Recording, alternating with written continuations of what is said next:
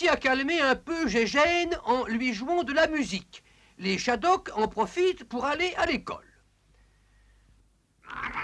Dans le cadre de la campagne d'éducation des Shadocks que nous avions promu au début de notre feuilleton, nous allons assister aujourd'hui au premier cours de logique Shaddock du professeur Shadocko, au programme Les passoires. On appelle passoire tout instrument sur lequel on peut définir trois sous-ensembles: l'intérieur, l'extérieur et les trous. L'intérieur est généralement placé au-dessus de l'extérieur et se compose le plus souvent de nouilles et d'eau. Les trous ne sont pas importants.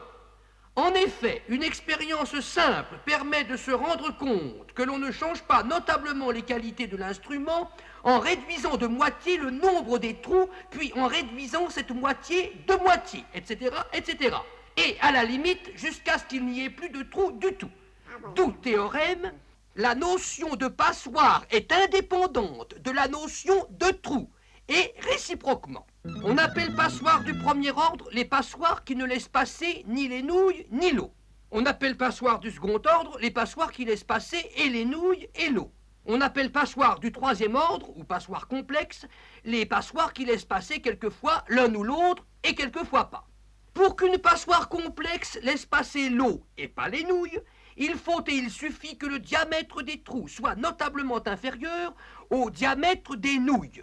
Pour qu'une passoire complexe laisse passer les nouilles et pas l'eau, il faut et il suffit que le diamètre des trous soit notablement inférieur au diamètre de l'eau.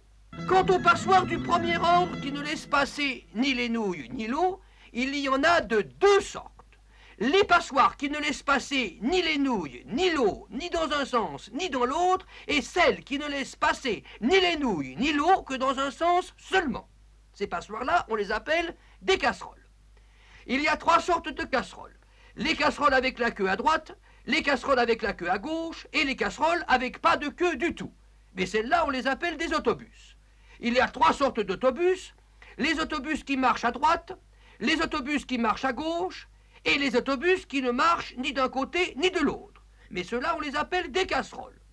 Il y a trois sortes de casseroles: les casseroles avec la queue à droite, les casseroles avec la queue à gauche et les